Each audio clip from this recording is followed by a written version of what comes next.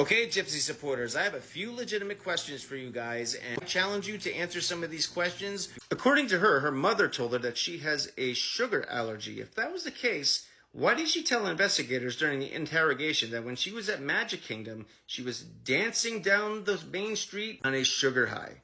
I was so filled with sugar that I was dancing up and down Main Street at Magic Kingdom.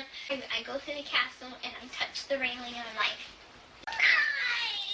She was truly shabused to the point that everyone claims that she is. I think she claims that she is. How come she didn't mention 1 ounce of it to the investigators, to Christy and Ron on jail phone calls, to anyone on the jail phone calls? Please let Daddy know that I'm innocent. Because Daddy still loves me. What they say on the news is not true. You know that I love my mama, and you know that I would never let her hurt or to get killed or any of that. They have arrested the man that did it. He did what he did because he wanted me to come live with him. Is it okay if I come and live with y'all because I have nowhere else to go?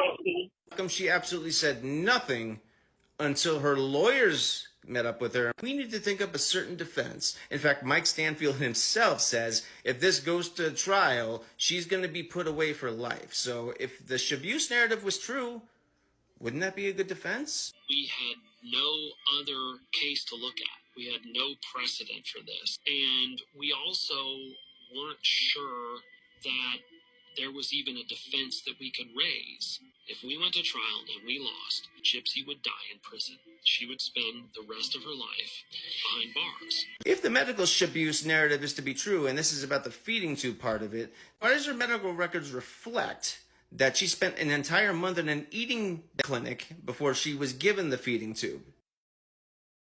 It's in her medical records. All of her supporters claim, including Gypsy herself, that, why couldn't you just leave? They say, well, she tried. It's like, okay, first of all, she tried 1 time, and her mom didn't just go out into the night with a flashlight in the middle of nowhere and just happen to find her. No, she went to Dan Glidewell's house, and his own friends phoned up Dee Dee and said, hey, this girl's kind of shady. She might be a minor. Come get your girl.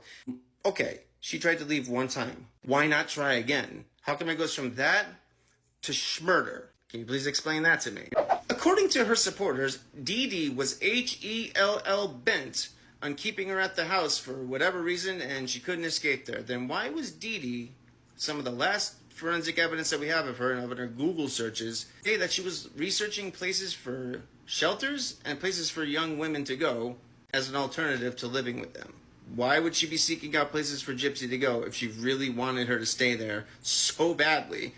My mom could only give me so many chances. I had a big, long talk with my mom last night. I apologize for taking the naked pictures whenever I was like 15. When Gypsy went on Dr. Phil and had Dr. Phil interview her from prison, he said she had 20, 30, 40 plus surgeries and unnecessary medical treatments. But why is it on her medical records that only 4 are listed and they're all merited? Can someone answer that?